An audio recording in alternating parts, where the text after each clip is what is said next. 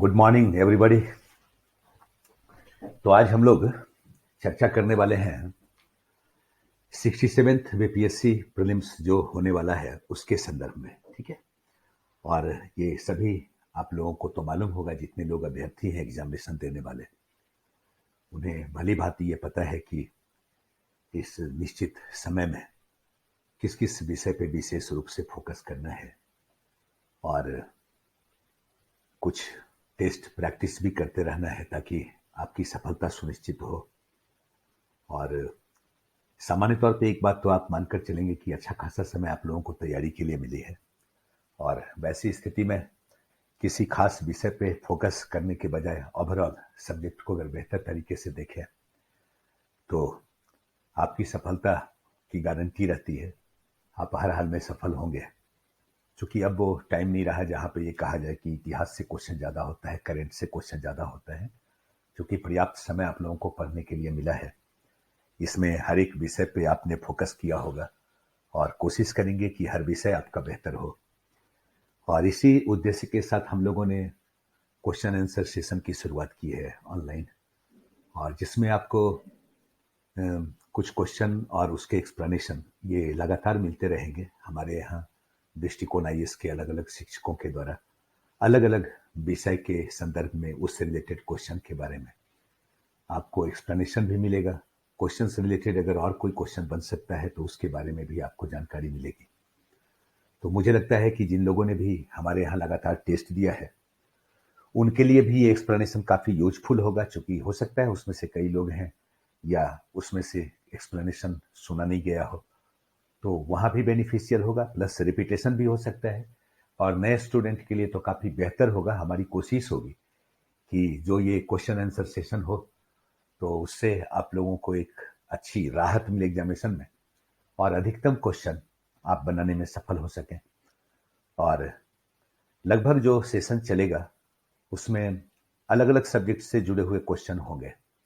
जैसे हिस्ट्री के साथ भी करेंट हो सकता है, ज्योग्राफी के साथ करेंट हो सकता है, ठीक है, इकोनॉमी के साथ भी जितना भी करेंट इकोनॉमी का क्वेश्चन होता है, बजट का क्वेश्चन है, वो हो सकता है।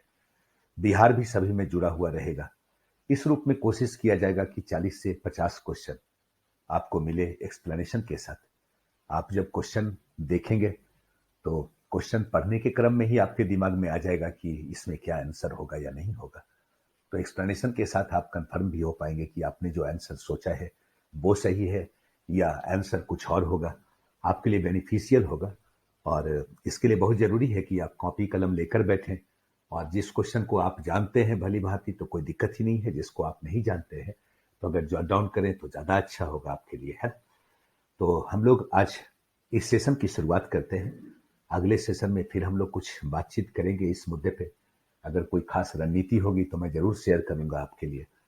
तो आज हम लोग सिर्फ प्रश्न पे पहले बात आज कर लेते हैं, ठीक है। और आप लोग देखिएगा क्वेश्चन को। तो ये फर्स्ट क्वेश्चन है, पहला क्वेश्चन है, किस एक्ट के तहत दास निर्यात पर पूर्ण प्रतिबंध लगा दिया गया? किस एक्ट के तहत दास निर्यात पर पूर्ण प्रतिबंध लगा दिया गया? आपका मॉडर्न से क्वेश्चन है, कॉन्स्टिट्यूशनल डेवलपमेंट से आपका ये क्वेश्चन है। क्योंकि एक बात आप जानते होंगे कि यहाँ पे दो तरीके से क्वेश्चन बनेगा, एक दास निर्यात पर प्रतिबंध किस एक्ट के तहत, या दूसरा क्वेश्चन फिर ये बन सकता है दास प्रथा का उन्मूलन किस गवर्नर जनरल के काल में, किस वर्ष। ठीक है, तो याद कीजिए 1833 का एक्ट, 1833 का एक्ट, 1833 का एक्ट जब हम लोग पढ़ते हैं तो वहां पे एक मुद्दा ये भी पढ़ते हैं कि ईस्ट इंडिया कंपनी की व्यापारिक मोनोपोली पूर्ण रूपेण क्या हो गई, समाप्त हो गई। वहां पे ये भी पढ़ते हैं। 1833 का एक्ट पढ़ते हैं तो फिर हम लोग बात करते हैं किस मुद्दे पे, गवर्नर जनरल के काउंसिल में एक लॉ मेंबर की नियुक्ति हुई, ये भी हम लोग बात करते हैं 1833 के एक्ट में। ठीक है, 1833 के एक्ट की जब बात करते हैं तो फिर हम इस मुद्दे पे बात करते हैं कि दास निर्यात को क्या किया गया, प्रतिबंधित कर दिया गया। यानी आपका पहला का जो आंसर होगा वो आपका आंसर होगा सी, 1833, 1833 का एक्ट, याद रखिएगा। और अगर ये क्वेश्चन बनता है कि दास प्रथा का उन्मूलन कब हुआ, तो आप ध्यान रखेंगे 1843, 1843 में दास प्रथा का उन्मूलन, उस वक्त गवर्नर जनरल हुआ करते थे कौन, लॉर्ड एलन बरो। ठीक है, ध्यान रखिएगा। तो ये आपका फर्स्ट क्वेश्चन है। नंबर 2 हम लोग देखते हैं। नंबर 2, योग्यता के आधार पर सेवाओं में चयन की व्यवस्था किस एक्ट के तहत घोषित किया गया? क्वेश्चन संवैधानिक विकास से ही है। योग्यता के आधार पर सेवाओं में चयन की व्यवस्था किस एक्ट के तहत? आपके सामने एक्ट है 1813, 1833, 1853 और 1861। ठीक है। अब यहां पे गौर करने की बात है कि इसमें से आंसर होना क्या चाहिए। क्योंकि जब हम लोग 1853 की बात करते हैं तो प्रतियोगिता परीक्षा के आधार पे एग्जामिनेशन की शुरुआत हो गई। ठीक है। लेकिन फर्स्ट एक्ट जिसने सेवाओं में चयन की बात की, यानी खुली प्रतियोगिता परीक्षा के आधार पे सेवाओं में क्या होगा? नियुक्ति होगी। नियुक्ति के मुद्दे पे किसी भी प्रकार का भेदभाव नहीं किया जाएगा। कोई भी भारतीय प्रतियोगिता परीक्षा के आधार पे किसी भी पद पर रिक्रूट हो सकता है। इस मुद्दे पे हम ये भी बात कर सकते हैं कि किस एक्ट के तहत पहली बार अधिकार की बात की गई, मौलिक अधिकार की बात की गई। ठीक है। तो यहां पे आपका आंसर क्या बनता है? 1833। चूंकि इसके पहले तक जो अधिकारी रिक्रूट होते थे उनका मनोनयन होता था, उनका चयन नहीं होता था। ठीक है। बोर्ड ऑफ डायरेक्टर्स के मेंबर मनोनीत करके भारत में एज ए सिविल सर्वेंट अधिकारी को भेज दिया करते थे। लेकिन पहली बार 1833 में इस मुद्दे पे चर्चा हुई कि खुली प्रतियोगिता परीक्षा के आधार पर अधिकारियों का रिक्रूटमेंट होगा और इसमें भाषा के आधार पर, लिंग के आधार पर, जन्म स्थान के आधार पर किसी को अयोग्य नहीं ठहराया जा सकता है। तो आपका आंसर क्या होगा? बी, 1833 का एक्ट। नेक्स्ट क्वेश्चन हम लोग देखते हैं। अगला क्वेश्चन आप देखिए, निम्नलिखित में से कौन सा तथ्य लॉर्ड रिपन के कार्यकाल से संबंधित नहीं है? अब पहला आपका है क्या? प्रथम फैक्ट्री एक्ट। आप याद कीजिए लॉर्ड रिपन का कार्यकाल क्या है? 1880 से 84, यही लॉर्ड रिपन का कार्यकाल है। फर्स्ट फैक्ट्री एक्ट 1881 का है और ये फर्स्ट फैक्ट्री एक्ट जो बना वो चाइल्ड लेबर के लिए बना, जिसमें यह स्पष्ट किया गया था कि 7 से 12 साल के जो बच्चे होंगे उनके लिए काम के घंटे 9 घंटे निर्धारित किए गए और उनके लिए मध्यावकाश की व्यवस्था होगी। ठीक है। ये एक्ट, प्रेस एक्ट आया, मतलब कि फैक्ट्री एक्ट आया कब? लॉर्ड रिपन के काल में। बर्नाकुलर प्रेस एक्ट जो हम देखते क्या है, लॉर्ड लीटन के काल में लाया गया था 1878 में, और ये vernacular press act gagging act के नाम से फेमस है। याद रखिएगा, गला घोंटने वाला एक्ट। ठीक है। प्रेस की स्वतंत्रता का बहुत बड़ा बाधक था और ये एक्ट लागू हुआ था बर्नाकुलर भाषा में छपने वाले अखबार पर, जिसका पहला शिकार हुआ था कौन? याद कीजिए, कोई एक पत्र है जो शिकार हुआ था, विद्यासागर का सोम प्रकाश। ठीक है। और यही वह दौर है जब अमृत बाजार पत्रिका, अमृत बाजार पत्र जो बांग्ला भाषा में निकलता था, वो अंग्रेजी साप्ताहिक के रूप में तब्दील हो गया था। इस एक्ट को समाप्त किया था कौन? लॉर्ड रिपन ने। यानी कि ये भी सही है। हंटर कमीशन का गठन जो एजुकेशन से रिलेटेड है, जिसने मुख्य रूप से प्राइमरी एजुकेशन पे जोर दिया या माध्यमिक एजुकेशन पर जोर दिया, ये 1882 का हंटर कमीशन है। ये भी आया किसके काल में? लॉर्ड रिपन के काल में। अस्ट्रेची आयोग, अस्ट्रेची आयोग भारत का प्रथम अकाल आयोग है जो अकाल राहत के लिए प्रोग्राम बनाएगा, अकाल राहत का कार्य करेगा। ये आयोग का गठन हुआ था लॉर्ड लीटन के काल में। इसका मतलब नंबर 3 का आंसर क्या हो जाएगा? नंबर 3 का आंसर हो जाएगा डी। ठीक है, देख लीजिएगा। अगला देखते हैं हम लोग, नेक्स्ट क्वेश्चन। अगला क्वेश्चन जो आपका है वो है, निम्नलिखित में से किसने कांग्रेस का इतिहास की रचना की? ये इतिहास 2 खंड में है। ये 1935 से 1947 तक स्वतंत्रता संग्राम में कांग्रेस की भूमिका, इसका वर्णन करता है। और इसके राइटर गांधीवादी हैं और उनका नाम क्या है? पट्टाभी सीतारमैया। आपका आंसर हो जाएगा चौथा का क्या? सी। नेक्स्ट देखिएगा, नंबर 5। पांचवा क्वेश्चन देखते हैं हम लोग। ब्रिटिश सरकार ने सिडनी रॉलेट की अध्यक्षता में रॉलेट कमीशन का गठन किया।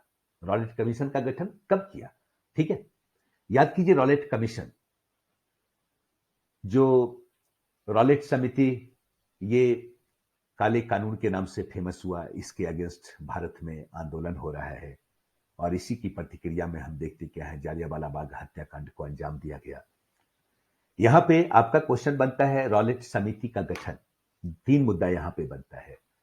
रॉलेट समिति का गठन कब हुआ? दूसरा, रॉलेट ने अपना रिपोर्ट कब पेश किया और ये रॉलेट कमिटी या जो कानून है ये कब पारित हुआ, ध्यान रखिएगा। अब अगर देखा जाए रॉलेट कमिटी का गठन, तो ये आपका होता है 1917 में, दिसंबर 1970 में रॉलेट कमिटी का गठन हुआ। रॉलेट कमिटी ने अपना रिपोर्ट पेश किया, ये अपना रिपोर्ट पेश किया 1918 में, ठीक है, और ये पारित हुआ कब, मार्च 1919 में। आपका क्वेश्चन है समिति का गठन, इसका मतलब है आंसर क्या हो जाएगा, बी। नेक्स्ट देखिएगा, नंबर 6।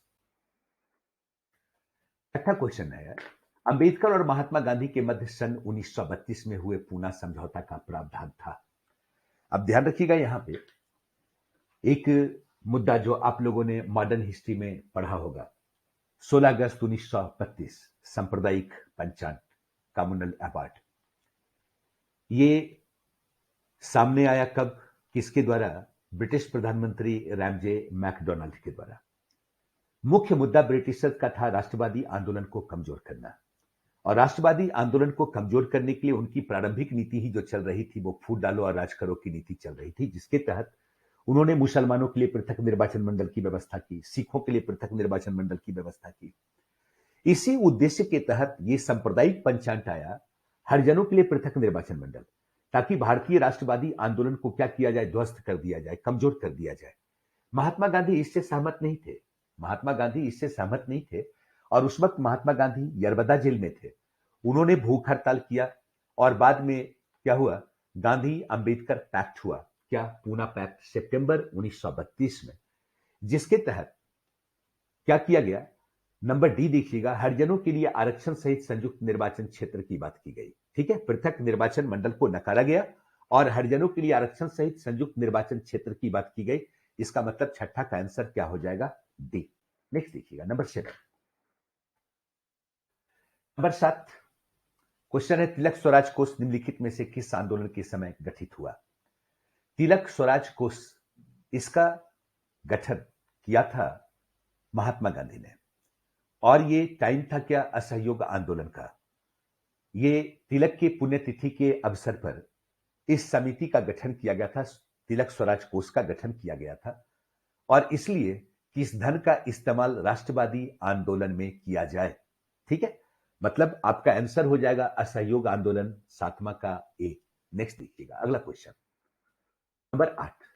निम्नलिखित कांग्रेस अधिवेशनों में से किस एक में मौलिक अधिकार और आर्थिक नीति पर प्रस्ताव पारित किया गया, गलत लिखा हुआ देख लीजिएगा, तथा आर्थिक नीति पर प्रस्ताव पारित किया गया, बेलगांव, कलकत्ता, लाहौर, कराची।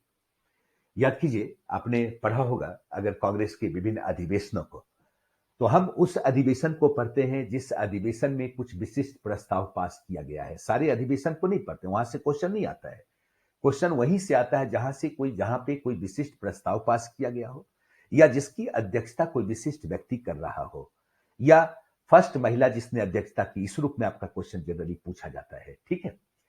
तो क्वेश्चन नंबर 8 में अगर देखें कराची अधिवेशन को, कराची अधिवेशन की अध्यक्षता किया था सरदार वल्लभ भाई पटेल ने, ठीक है, और इसी अधिवेशन के तहत गांधी इरबन पैक्ट को सहमति दी गई थी। साथ ही साथ मौलिक अधिकार का प्रस्ताव पास किया गया था, आर्थिक नीति पे प्रस्ताव पारित किया गया था, यानी आपका आंसर क्या हो जाएगा, नंबर डी, कराची अधिवेशन। अगला क्वेश्चन देखिएगा, नंबर 9। बंदी जीवन नामक पुस्तक निम्न में से किसने लिखी, किसकी रचना है ना, राम प्रसाद बिस्मिल, योगेश चटर्जी, सचिंद्र सान्याल, रोशन सिंह। आपके दिमाग में अब तक आंसर आ चुका होगा। जनरली आप याद कीजिए, ये तमाम जितने भी हैं सेकेंड फेज क्रांतिकारी आंदोलन से जुड़े हुए नेता हैं, और इसमें सी अगर देखें सचिंद्र सान्याल, उनकी रचना का नाम है बंदी जीवन। ये बंदी जीवन क्रांतिकारियों के बाइबल के नाम से पॉपुलर हुआ करता था, ठीक है, लगभग क्रांतिकारी इसका अध्ययन करते थे। और ये सचिंद्र सान्याल की संबद्धता हिंदुस्तान रिपब्लिकन एसोसिएशन से हुआ करता था, ठीक है। तो यहां पे ध्यान रखिएगा, बंदी जीवन, सचिंद्र सान्याल, और ये क्रांतिकारियों का क्या हुआ करता था, बाइबल हुआ करता था, यानी आंसर सी। अगला क्वेश्चन, निम्नलिखित में से कौन सी रचना राम मोहन राय की नहीं है। क्वेश्चन में पूछ रहा है कौन सी रचना मोहन राय की नहीं है, इसका मतलब अधिकांश रचना मोहन राय की है। तो फुतुह मुबाहिदीन राम मोहन राय की रचना, प्रिसेप्ट्स ऑफ जीसस मोहन राय की रचना, संवाद कॉमेडी राजाराम मोहन राय की रचना, सोजे बतन के राइटर हैं मुंशी प्रेमचंद। इसका मतलब आंसर हो जाएगा 10वां का डी। अगला देखिएगा, क्वेश्चन नंबर 11, अस्थाई बंदोबस्त व्यवस्था जिसने भारत में जमींदारों के पहले समूह का सृजन किया था, उसकी शुरुआत अंग्रेजों ने की थी। इस व्यवस्था की मुख्य विशेषताएं थी। अब इस व्यवस्था की कुछ विशेषताएं कूट में दिया हुआ है। आप वन देखते हैं, इसकी शुरुआत लॉर्ड कॉर्नवालिस द्वारा बंगाल बिहार उड़ीसा में की गई। बिल्कुल सही है। इसलिए जमींदार को वंशानुगत उत्तराधिकार के अधिकार के साथ उन्हें भूमि के स्वामी के तौर पर मान्यता प्रदान किया गया। बिल्कुल सही है। तीसरा, जमींदारों के अपने अधीन रहने वाली जमीन को बेचने या गिरवी रखने का कोई अधिकार नहीं था। बिल्कुल गलत है। यानी आपका जो आंसर होगा 1 और 2 होगा, यानी बी आंसर होगा। 1 और 2 सही है, सी गलत है, तीसरा गलत है। याद रखिएगा, अस्थाई बंदोबस्त ब्रिटिश भारत के 19% भूभाग पर, याद रखिएगा 19% भूभाग पर, कहा? बंगाल बिहार उड़ीसा में। यह व्यवस्था दिया किसने? कॉर्नवालिस ने। कैसे दिया? पूरे बंगाल बिहार उड़ीसा को कई रेवेन्यू यूनिट में बांटा, जमींदारी यूनिट में बांटा, और ऊंची बोली के आधार पे लगान का फिक्सेशन किया 2.68 करोड़, है ना। जमींदार को यह राइट दिया गया कि वो लगान की वसूली करे। वसूले गए लगान का कितना? 89% वो ब्रिटिश को देंगे, कंपनी को देंगे। 11% किसका हिस्सेदारी होगा? जमींदार की हिस्सेदारी होगी। और एक बात ध्यान रखिएगा, इसे कॉर्नवालिस ने परमानेंट कर दिया था। यानी सनसेट थियरी के तहत अगर जमींदार निश्चित टाइम पे लगान की अदायगी करते रहेंगे, उनकी जमींदारी बरकरार रहेगी, यानी उन्हें हटाया नहीं जा सकता। इसका मतलब ये वंशानुगत राइट मिल गया। अगर फिक्स टाइम पर लगान की अदायगी नहीं होती है तो वैसी स्थिति में उनकी जमींदारी नीलाम हो जाएगी। यानी नंबर 2 बिल्कुल सही है। एक चीज और याद रखिएगा, जमींदारों को यह राइट दिया गया कि वो अपनी जमींदारी को बेच सकता है, अपनी जमींदारी को गिरवी रख सकता है, अपने जमींदारी को कई अन्य जमींदारों के नाम सबलेट कर सकता है। ठीक है, ये पूरा राइट दिया गया था। तो नंबर 3 जो है गलत है। इसका मतलब आंसर क्या होगा? बी। अगला देखते हैं हम लोग। नेक्स्ट प्रश्न को देखिए, बहुत अच्छा क्वेश्चन है। निम्न में से किसका कथन है कि मेरे लिए स्वराज का अर्थ है देशवासियों में से सबसे दुर्बलतम हेतु स्वतंत्रता? आपके सामने ढेर सारे विकल्प हैं, लेकिन ध्यान रखेंगे कि लगभग नेताओं के लिए, जो भी राष्ट्रवादी आंदोलन से जुड़े हुए नेता थे, उनके लिए स्वतंत्रता का मतलब था ब्रिटिशर्स को भारत से निकालना। लेकिन महात्मा गांधी के लिए स्वतंत्रता का मतलब क्या था? उन्होंने स्पष्ट रूप से कहा था, हम ब्रिटिश के पैरों तले कुचले नहीं जा रहे, हम ब्रिटिश सभ्यता के पैरों तले कुचले जा रहे हैं। और वो स्वतंत्रता का मतलब नैतिक स्वतंत्रता की बात करते थे। ठीक है, ये स्टेटमेंट किनका है? महात्मा गांधी का है। यानी आंसर हो जाएगा आपका डी। चलिए नेक्स्ट देखते हैं, नंबर 13, क्वेश्चन नंबर 13 पढ़ सकते हैं। इंडिया इंडिपेंडेंस लीग के संस्थापक थे। इंडिया इंडिपेंडेंस लीग के संस्थापक रास बिहारी बोस, सुभाष चंद्र बोस, बड़कतुल्ला, दादा भाई नेहरू जी।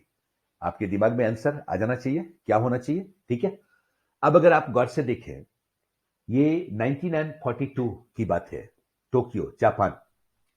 रास बिहारी बोस ने इस संस्था को स्थापित किया था। आजाद हिंद फौज के लिए संसाधन जुटाना इस संस्था का काम हुआ करता था। यानी आपका आंसर क्या होगा? ए, 13 का ए। अगला देखते हैं, number 14, the old man hopes किसकी रचना है? बहुत ही पॉपुलर नाम है। ये एओ ह्यूम हुआ करते थे, जिनके सहयोग से भारतीय राष्ट्रीय कांग्रेस की स्थापना हुई। इसके राइटर थे द ओल्ड मैन होप्स। याद रखेंगे, कभी कभी क्वेश्चन पूछा है। अगला हम लोग देखते हैं नेक्स्ट प्रश्न को। एक समकालीन ऐतिहासिक विवरण सियार उल मुस्तखैरीन के लेखक कौन थे? सियार उल मुस्तखैरीन के लेखक गुलाम हुसैन थे। चलिए मैं कुछ इवेंट के बारे में बता दूं। आपने पढ़ा होगा पलासी को, बक्सर को, बंगाल में ये युद्ध हुआ। याद कीजिए, जब नवाब बना सिराजुद्दौला, सिराजुद्दौला जब नवाब बना तो सिराजुद्दौला को ब्रिटिश से कई मुद्दे पे ऐतराज हुआ करता था, जिसमें एक कारण था बस्तियों का फोर्टिफिकेशन और फोर्टिफाइड बस्ती में आर्म्स संग्रह का मुद्दा। बगैर नवाब की अनुमति के ब्रिटिश सिस्टम या कंपनी के अधिकारी आर्म्स संग्रह कर रहे थे, या दस्तक का दुरुपयोग करना, या यह कह सकते हैं भारतीय व्यापारियों को तंग करना। ऐसे कई वजह थे सिराजुद्दौला के नाराजगी के। यही वजह था कि सिराजुद्दौला ने फोर्ट विलियम पर अधिकार करने का आदेश दिया और इसी क्रम में एक एक घटना घटी। वो घटना ब्लैक होल की घटना के नाम से फेमस है, काल कोठरी की घटना के नाम से फेमस है। यानी कहा गया एक छोटी सी कोठरी में 146 ब्रिटिशर्स को सिराजदौला ने डाल दिया, जिसमें से मात्र 23 बचे। उस 23 में एक हॉलबेल हुआ करता था, जिसने इस इवेंट को दुनिया के सामने बढ़ा चढ़ाकर प्रेजेंट किया। ठीक है, लेकिन आप आश्चर्य करेंगे कि समकालीन इतिहासकार गुलाम हुसैन इस इवेंट का वर्णन सियारुल मुस्तखरीन में नहीं करता है। मतलब राइटर कौन? गुलाम हुसैन। आंसर क्या होगा? ए। नेक्स्ट देखते हैं हम लोग। अगला जो आपका क्वेश्चन है, क्वेश्चन नंबर 16 ये फेडरल कोर्ट की बात की गई है। 1935 के एक्ट को जब आपने पढ़ा होगा तो आपने ये पढ़ा होगा कि कलकत्ता सर्वोच्च न्यायालय, जिसकी स्थापना रेगुलेटिंग एक्ट के तहत हुई थी, उसका स्थानांतरण दिल्ली कर दिया गया था। यानी हाईकोर्ट का तब मतलब कि स्थानांतरण हुआ, इसके लिए भी 35 फेमस है, 35 अपने प्रावधान के लिए भी फेमस है। और दूसरी बात, 1935 के एक्ट के तहत एक फेडरल कोर्ट का गठन किया गया। संघ और राज्य के बीच किसी भी प्रकार का विरोधाभास होगा, उसका निपटारा कौन करेगा? यही आपका फेडरल कोर्ट करेगा। इसका मतलब है कि ये प्रावधान 1935 का अधिनियम है। 1935 के अधिनियम के तहत ही क्या हुआ? दिल्ली में एक फेडरल कोर्ट का गठन किया गया। चलिए अगला क्वेश्चन देखते हैं, नंबर 17।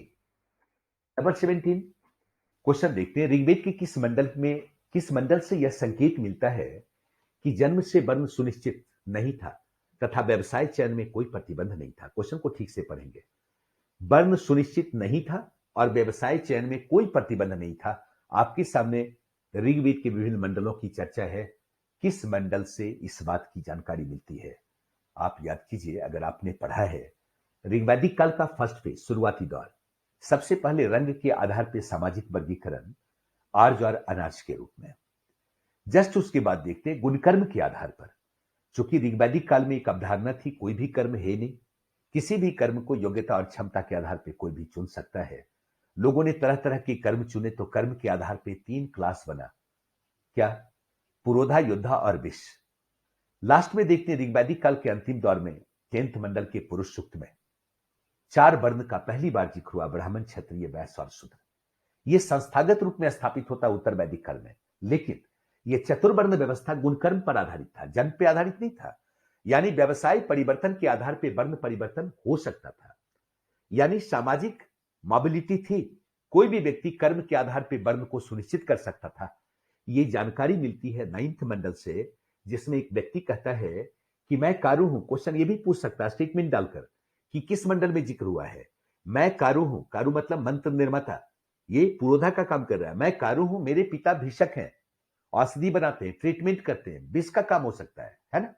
और मेरी मां चक्की चलाती है, आटा पीसती है, शूद्र का काम है। ठीक है, हम सभी सुख समृद्धि की कामना करते हैं।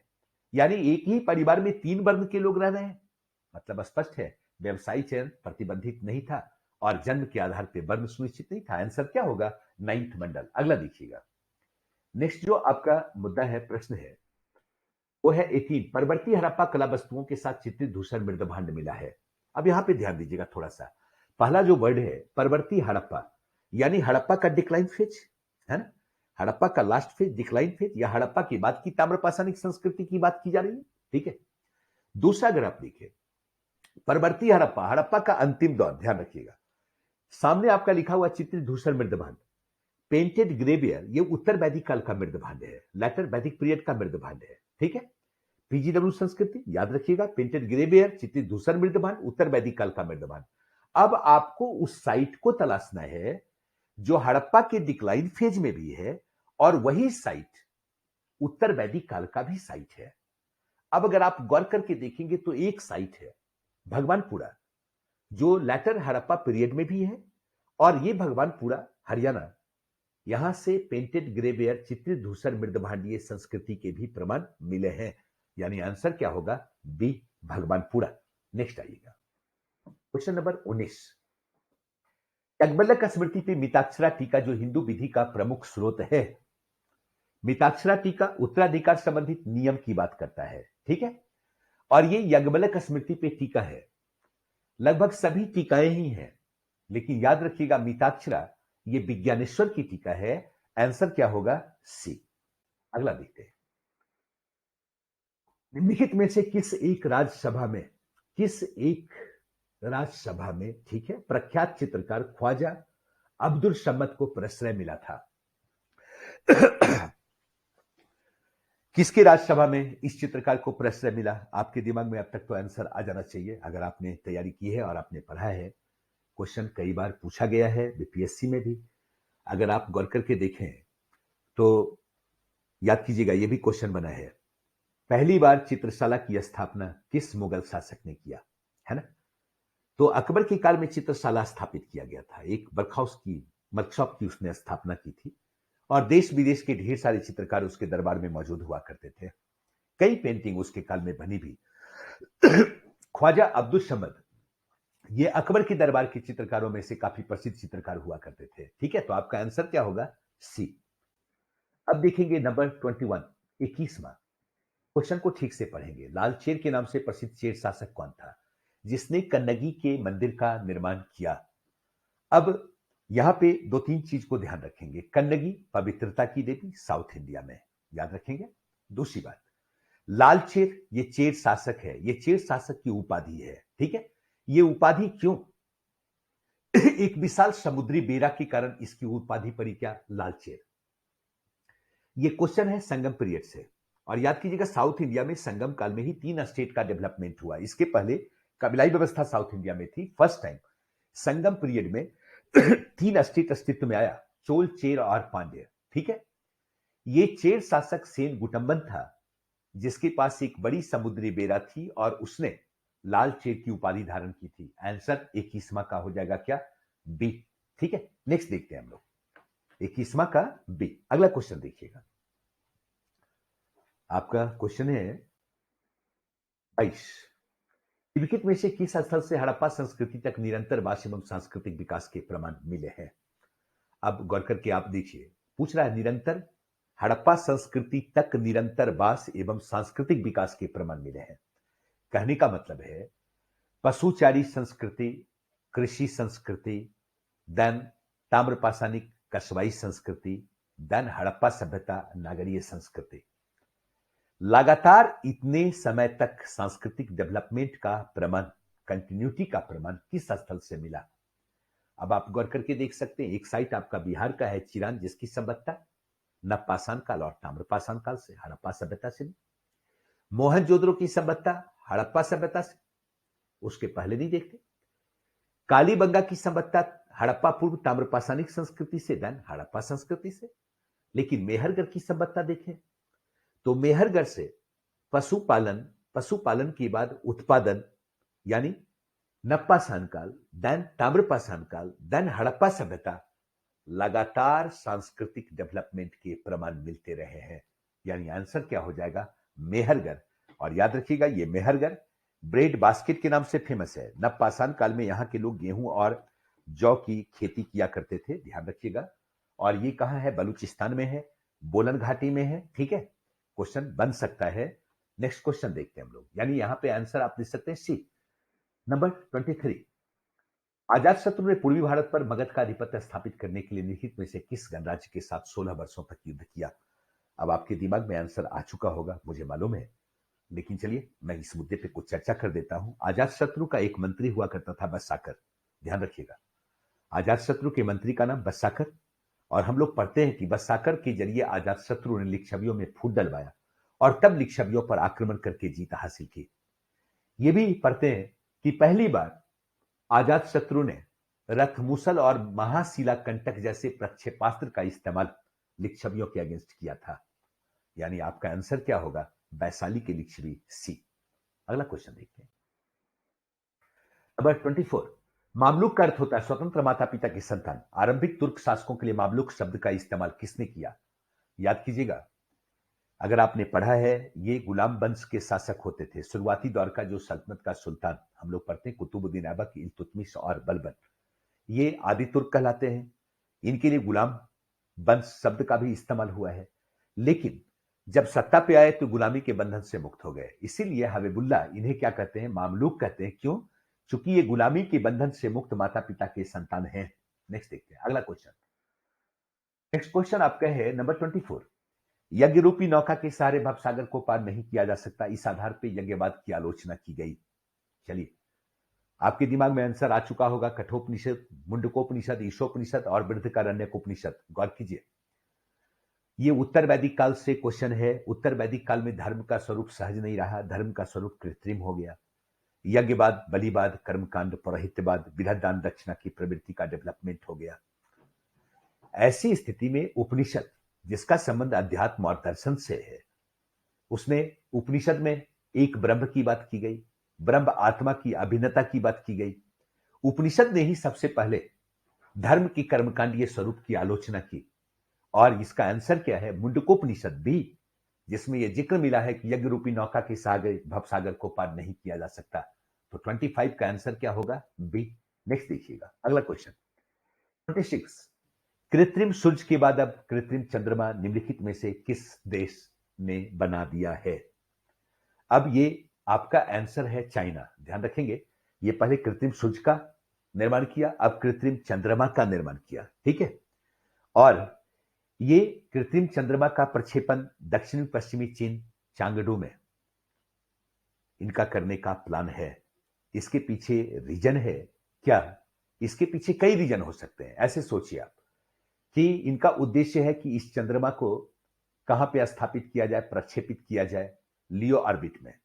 लियो ऑर्बिट कहने का मतलब 50 किलोमीटर से लेकर 2000 किलोमीटर के बीच 500 किलोमीटर की ऊंचाई पे इसे प्रक्षेपित करना चाहते हैं।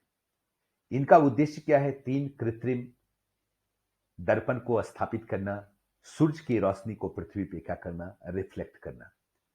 दूसरी बात, एक कृत्रिम चांद, ठीक वैसी ही परिस्थिति को क्रिएट करना, जीरो ग्रेविटी पर उसको डेवलप करना चाहते हैं, ताकि चांद के लिए जो भी आज कार्य हो रहा है उसके लिए प्रशिक्षण की व्यवस्था पृथ्वी पर ही कर दी जाए।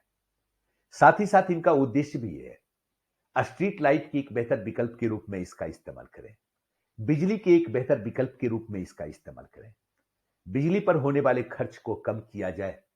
ठीक है, इसी उद्देश्य के निमित्त उन्होंने क्या किया? कृत्रिम चांद को स्थापित किया, जिसके जरिए कहा जाता है कि ये चांद से 8 गुना अधिक रोशनी देगा। और यह भी कहा जाता है कि अगर 3 दर्पण का इस्तेमाल किया जाएगा तो 1080 किलोमीटर व्यास क्षेत्र को प्रकाशित किया जा सकता है 7-8 घंटे तक।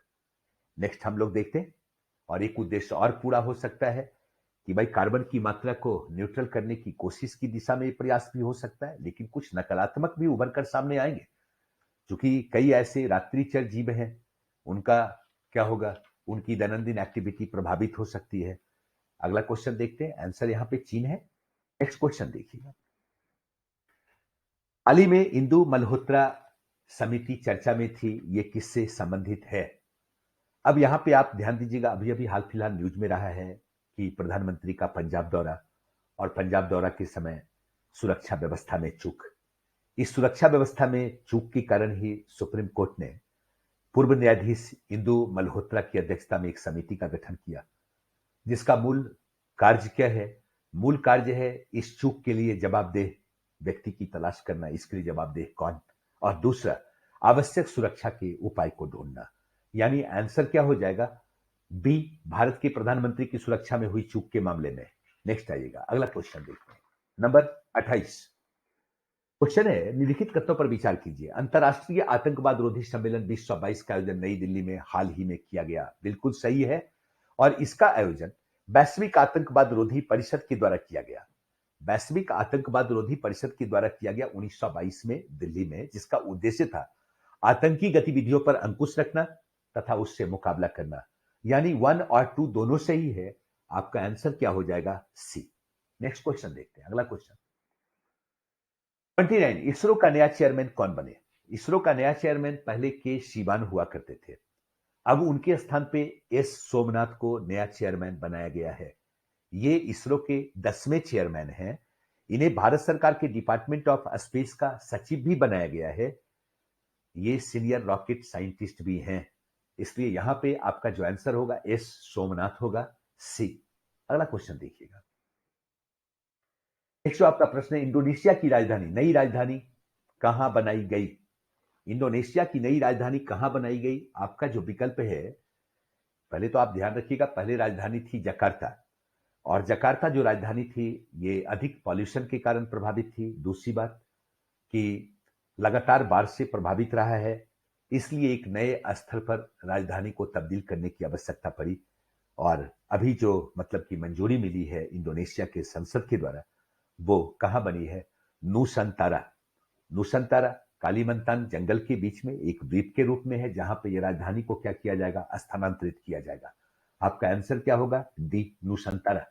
नेक्स्ट देखते हैं। हाल ही में भारतीय प्रधानमंत्री द्वारा उच्च स्तरीय समिति की पहली बैठक की अध्यक्षता की गई, जिसका गठन भारत की सुप्रसिद्ध स्वतंत्रता सेनानी और चिंतक की 150वीं जयंती पर आयोजित किए जाने वाले स्मरणोत्सव के लिए किया गया है। यह स्वतंत्रता सेनानी और चिंतक कौन? याद रखेंगे, इसमें एक पर्सनालिटी है जो काफी फेमस है। उनके अखबार का नाम वंदे मातरम। उन्होंने एक पंपलेट जारी किया था जो काफी पॉपुलर हुआ, ओल्ड लैम्प फॉर सॉरी एक मतलब ये न्यू लैम्प फॉर ओल्ड, ठीक है, न्यू लैम्प फॉर ओल्ड, जिसमें उदारवादियों की कार्यशैली की आलोचना की गई थी। द लाइफ डिवाइन इन्हीं की रचना है। द सिंथेसिस ऑफ योगा इनकी रचना है। सावित्री पुस्तक इनकी है। इन पे राष्ट्रद्रोह का मुकदमा चला, ये पलायित कर गए और पांडिचेरी में एक आश्रम की स्थापना की। कहां? एरोविल में। क्या नाम है? अब तक तो समझ में आ गया होगा, ठीक है, यानी महर्षि अरविंदो घोष। आपका आंसर होगा ए। नेक्स्ट देखिएगा, अगला क्वेश्चन जो आपका है, भारतीय नौसेना ने निम्नलिखित में से किस देश की नौसेना के साथ हाल ही में पैसेज अभ्यास संपन्न किया था? अरब सागर में यह पैसेज अभ्यास हुआ है, ठीक है। क्यों हुआ है? आपसी सामंजस्य और क्रियाशीलता को बढ़ाने के लिए। किसके साथ हुआ है? रूस के साथ हुआ है, ठीक है। तो आपका आंसर क्या होगा? बी, 32 का बी। नेक्स्ट आइएगा, अगला जो आपका क्वेश्चन है, हाल ही में किस हाई कोर्ट में राज्य की सभी अदालतों के लिए एक ई कोर्ट फीस प्रणाली के साथ स्थापित एक न्याय घड़ी का उद्घाटन किया गया? ये ध्यान रखिएगा, इसमें ई कोर्ट फीस की बात करता है। ई कोर्ट फीस आपका पटना में भी स्थापित हुआ, लेकिन साथ ही साथ क्या है, न्याय घड़ी की बात भी कर रहा है, जस्टिस क्लॉक की बात कर रहा है। ये इवेंट गुजरात हाई कोर्ट का है, गुजरात उच्च न्यायालय का है। और ध्यान रखिएगा कि यहां पे ये बनाने की कोशिश की गई है कि न्यायालय परिसर में दीवार पे एक बड़ा सा डिस्प्ले लगाया जाए, जिसके जरिए लोगों को ये जानकारी मिलती रहेगी कि कौन से मामला का निपटान हुआ है, कौन सा मामला क्या है, लंबित है। आपका आंसर क्या होगा? गुजरात उच्च न्यायालय, यानी कि डी। नेक्स्ट क्वेश्चन देखते हैं। हाल ही में लक्ष्य सेन चर्चा में थे, ये कौन थे? लक्ष्य सेन चर्चा में थे, ये कौन थे? इसका आंसर आप अब तक आपके दिमाग में आ चुका होगा कि भाई ये युवा बैडमिंटन खिलाड़ी रहे हैं, इंडिया ओपन 2022 के पुरुष एकल वर्ग के विजेता रहे हैं। और ये भी ध्यान रखेंगे कि इस खिताब को प्राप्त करने वाले ये थर्ड भारतीय पुरुष हैं, यानी आंसर क्या होगा? सी। अगला क्वेश्चन देखते हैं, नंबर 5, निम्नलिखित में से किस दिन वीर बाल दिवस मनाया जाता है? वीर बाल दिवस का आयोजन, इसकी घोषणा 26 दिसंबर को प्रधानमंत्री गुरु गोविंद सिंह ने की। 26 दिसंबर को यह दिवस मनाया जाएगा। आपको ध्यान रखना है किसके सम्मान में? तब सिखों के 10वें गुरु गुरु गोविंद सिंह, उनके 4 पुत्रों को जिंदा दीवार में चुनवा दिया गया था। किसके द्वारा? मुगल आर्मी के द्वारा। तो श्रद्धांजलि के तौर पे इस दिवस का आयोजन किया गया कि भाई क्या मनाया जाएगा? वीर बाल दिवस का आयोजन किया जाएगा, ठीक है, या वीर बाल दिवस का आयोजन शुरू हुआ है, ठीक है। नेक्स्ट देखते हैं, फादर मॉन्सरेट एवं एक्वाविवा। फादर मॉन्सरेट एवं एक्वाविवा किस मुगल सम्राट के दरबार में आया था? याद कीजिएगा, फादर मॉन्सरेट और एक्वाविवा ये दोनों अकबर के दरबार में आने वाले विदेशी हुआ करते थे। फादर मॉन्सरेट कहां? पुर्तगाल। और एक्वाविवा कहां? इटालवी। नेक्स्ट देखते हैं हम लोग, अगला जो आपका प्रश्न है वो है, मुगल सम्राट जहांगीर के दरबार में प्रथम ब्रिटिश एलची किसे नियुक्त किया गया है? मुगल सम्राट जहांगीर के दरबार में प्रथम ब्रिटिश एलची किसे नियुक्त किया गया था? है नहीं था, थोड़ा सुधार लेंगे आप लोग, है ना। किसे नियुक्त किया गया था? हॉकिंग्स तो आपको याद ही है, ये जहांगीर से मिला, तुर्की भाषा में बातचीत की, और इसके मतलब इस बातचीत से खुश होकर जहांगीर ने सूरत में अस्थायी व्यापार की इजाजत दी। लेकिन बाद में हम देखते क्या है, जब टॉमस रो का भारत आगमन हुआ, टॉमस रो को फर्स्ट एलसी नियुक्त किया गया। एलसी कहने का मतलब ब्रिटिश, मतलब ये क्या कहते हैं, प्रतिनिधि के रूप में, रिप्रेजेंटेटिव के रूप में वो मुगल कोर्ट में रहेगा और मुगल शासक से क्या करेगा, विशेषाधिकार का डिमांड करेगा, सहयोग का डिमांड करेगा, व्यापक अधिकार को, व्यापारिक अधिकार को प्राप्त करने की कोशिश करेगा। अगला क्वेश्चन हम लोग देखते हैं। नेक्स्ट जो आपका प्रश्न है, 1858 का भारत शासन अधिनियम जिस समय पारित हुआ, ब्रिटिश प्रधानमंत्री कौन था? क्वेश्चन पूछा हुआ है और ध्यान रखेंगे, अक्सर आपको लगेगा कि लॉर्ड पामर्स्टन को होना चाहिए। 38वां क्वेश्चन का आंसर आपका लगेगा कि लॉर्ड पामर्स्टन को होना चाहिए, क्योंकि लॉर्ड पामर्स्टन के द्वारा 12 फरवरी 1858 में बिल पेश किया गया था। लेकिन बाद में प्रधानमंत्री लॉर्ड पामर्स्टन नहीं रहे, बाद में लॉर्ड डर्बी की सरकार बनी और उस समय विक्टोरिया ने, महारानी विक्टोरिया ने हस्ताक्षर किया और 2 अगस्त 1858 को क्या हुआ, यह बिल पारित हुआ। क्वेश्चन पूछता है 1858 का भारत शासन अधिनियम जिस समय पारित हुआ, ब्रिटिश प्रधानमंत्री कौन? लॉर्ड पामर्स्टन नहीं होंगे, लॉर्ड डर्बी होंगे, यानी आंसर होगा सी। नेक्स्ट क्वेश्चन देखिएगा। अगला जो आपका प्रश्न है, किस एक्ट के तहत गवर्नर जनरल की परिषद में एक विधि सदस्य को शामिल किया गया? मैंने बात किया था शुरू में ही, एक लॉ मेंबर को शामिल किया गया। अगर गवर्नर जनरल लॉ का निर्माण करेगा, कानून का निर्माण करेगा, वो इसके परामर्श से निर्माण करेगा और ये विधायी मेंबर के रूप में भूमिका निभा रहा था। और पहली बार एक लॉ मेंबर के रूप में रिक्रूटमेंट हुआ था किसका? मैकाले का। और याद रखिएगा ये एक्ट कौन सा था? 1833 का एक्ट, यानी आपका आंसर हो जाएगा बी, 39 का बी। नेक्स्ट देखिएगा 40वां नंबर क्वेश्चन, बहुत ही पॉपुलर है, द इंडियन मुसलमान्स पुस्तक किसकी रचना है? आप ध्यान देंगे, द इंडियन मुसलमान्स के राइटर जो हुआ करते थे, ये sir W Hunter, William Hunter हुआ करते थे। नेक्स्ट आते हैं, विशु पुथुरुषम उगादि का संबंध निम्नलिखित में से, थोड़ा सी गलती है, थोड़ा ध्यान देंगे, टी लग गया है, निम्नलिखित में से किससे है? विशु पुथुरुषम उगादि का संबंध निम्नलिखित में से किससे है? ध्यान रखिएगा, ये जो आपका विशु है, ये केरल वासियों के द्वारा मनाए जाने वाला त्योहार नव वर्ष के अवसर पर, ठीक है। दूसरा जो आप देखते हैं पुथुरुषम, ये तमिल नववर्ष है, तमिल क्षेत्र में नववर्ष के अवसर पर त्योहार का आयोजन होता है। और तीसरा जो आपका है उगादि, ये कर्नाटक, आंध्र प्रदेश और तेलंगाना क्षेत्र के लोग नववर्ष के अवसर पर त्योहार के रूप में मनाते हैं। इसका मतलब आपका आंसर क्या हुआ? ए, यह दक्षिण नववर्ष से जुड़े दक्षिण भारतीय क्या है, त्योहार है। अगला क्वेश्चन देखिएगा। नेक्स्ट प्रश्न जो आपका है, हाल ही में परम प्रवेग सुर्खियों में था, यह क्या था? परम प्रवेग सुर्खियों में था, यह क्या था? भारत का पहला सुपर कंप्यूटर का नाम था परम, ठीक है। और ध्यान रखिएगा, वर्तमान दौर में यह भारत का क्या है, सुपर कंप्यूटर है, यानी आपका आंसर क्या हो जाएगा? ए, ठीक है। अब आगे दीजिएगा, चूंकि बेंगलुरु स्थित भारतीय विज्ञान संस्थान के द्वारा इसे सुपर कंप्यूटर घोषित किया गया है। नेक्स्ट क्वेश्चन, अगर हाल ही में 10,000 फीट की ऊंचाई पर 104 फीट ऊंचा भारतीय झंडा किस स्थान पर फहराया गया है? चलिए, आपके दिमाग में आंसर आ गया होगा, काफी पॉपुलर न्यूज है ये, है ना। तवांग घाटी, तवांग घाटी का अरुणाचल प्रदेश, यानी आंसर सी। और हम लोग देखते हैं अगले क्वेश्चन को। अगले क्वेश्चन को अगर हम लोग देखें तो यहाँ पे निम्नलिखित में से कौन सी भाषा भारत के शास्त्रीय भाषा की आधिकारिक सूची में शामिल नहीं है? कौन सी भाषा शास्त्रीय भाषा की आधिकारिक सूची में शामिल नहीं है? याद रखिएगा, अभी तक मात्र 6 भाषा है जो शास्त्रीय भाषा की आधिकारिक सूची में शामिल है, जिसमें आपका संस्कृत है, आपका तमिल है, आपका कन्नड़ है, मलयालम है, तेलुगु है, उड़िया है, मतलब मराठी नहीं है, यानी आपका आंसर क्या होगा? डी, ठीक है। तो ये आपके सामने क्वेश्चन है और ये प्रश्न आपका है कितना, अबाउट 45। और मैंने कोशिश किया है कि मैं एक्सप्लेन करूं ठीक से, और नेक्स्ट टाइम से और भी क्वेश्चन आपको मिलते रहेंगे। इसी रूप में अलग अलग विषय के।